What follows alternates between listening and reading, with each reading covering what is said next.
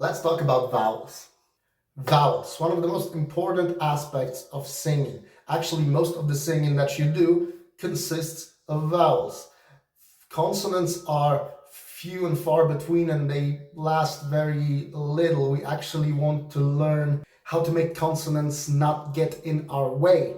But when it comes to vowels, we actually want to embrace them and we want to have them on the forefront of our learning experience and our singing experience as well. It's important to understand how all these vowels need to be sung, and really this is not rocket science. You've got the vowel charts and everything.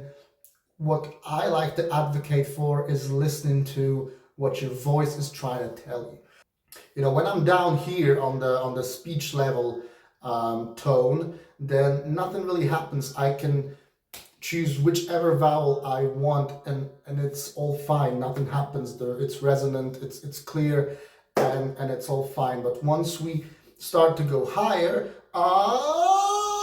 we actually need to do a couple changes. So we are going to talk about each vowel separately now. First vowel, ah. The vowel ah. Ah, ah, ah, ah, ah, ah, ah. Very open vowel. I can do it all day. Nothing happens. When you go higher, ah, you can probably already hear that I'm kind of starting to approach it from the top, and it's like placing a dome over the vowel. Ah, I'm keeping it. It's like I'm keeping the shape open, but at the back it's like trying to, cover it. That's the word for it. That's the operatic term that they use. You want to cover the sound. And this is, I think, the best explanation of what's happening. I'm not going, ah, and because that sounds like, it sounds bad. And you have to actually cover the sound. At least a little bit, not entirely. We're not singing opera here. We are talking about contemporary singing. But you need to do a little bit of that as well. Ah, ah, ah. It's like putting an behind the sound. Ah, ah. So that's the vowel ah. Now let's move on to the vowel eh. And the best explanation for this, I think, is it's like putting a slight I behind the vowel.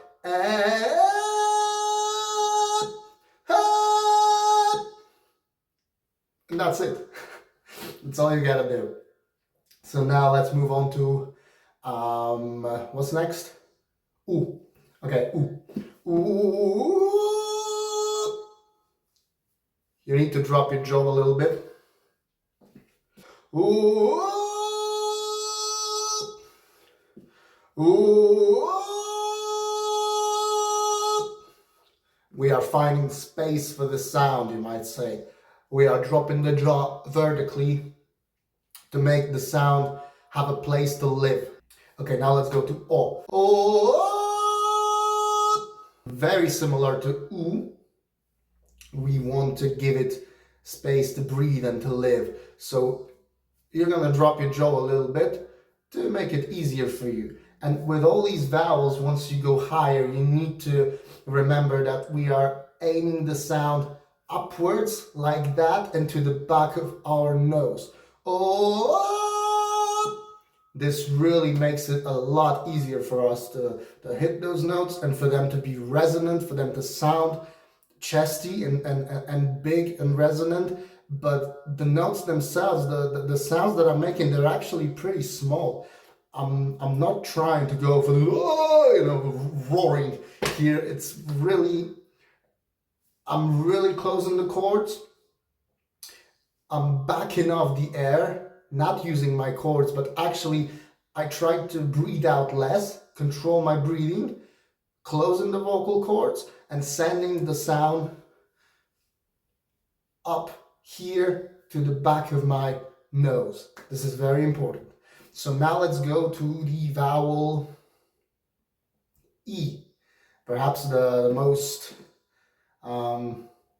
troublesome. It gives a lot of singers a headache. It gives a lot of singers problems. Um, but really, there's no reason for it. There's really no reason for it other than if you have some unwanted tension in your voice, yes, the vowel E is going to be very difficult for you. And so if you've got trouble with this vowel, that is a very good indicator that you have some unwanted tension here, definitely under the chin. You need to check when you're singing. It should be loose, like when you're talking or not doing anything. Everything here should be very loose. So this is your sign. If the E doesn't work, the E, the Oo, if they don't work for you, that is a huge sign that you've got tension here that shouldn't be here, okay? That your muscles are trying to help out and they come into action. You don't need those muscles to be activated. So you need to consciously try to deactivate them while singing or doing your vocal exercises. This is extremely important. A good way to do this are semi-occluded vocal tract exercises. So the lip rolls, the puffy cheek, do these exercises, and while doing them, monitor yourself and consciously disengage these muscles as much as you can. You have to do this. This is extremely important. If you don't deal with the unwanted tension that creeps in here, then you will never learn to sing correctly, okay? This is extremely important. So let's go to the vowel E.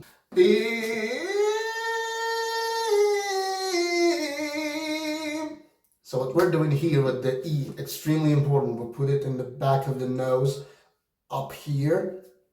That's where we aim the sound. And also, we need to open up the vowel slightly. You don't want to be doing this, that doesn't sound any good. You need to open the vowel a little bit, keep the chord closure firm, and really do not breathe out a lot. It's going to be sounding good and powerful and with resonance. A good way to train the E vowel is to start with a more open vowel. So for example, start with an Ah, and then close it down. But close it just enough so that it still sounds good and feels okay. This is a good way to actually feel out the vowel modification on the E, because your body, basically your voice, will tell you how much you need to close it down. So here's what it sounds like.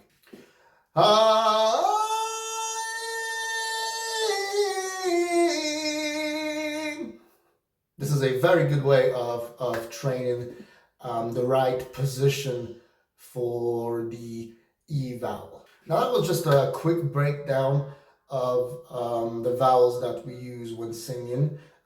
This is certainly a broad topic, and so I didn't cover everything in this video, but I hope this is going to be helpful for you. And if you have any questions, definitely leave them down in the comments. Like and subscribe, because there are going to be more tips about singing coming. And have a great day.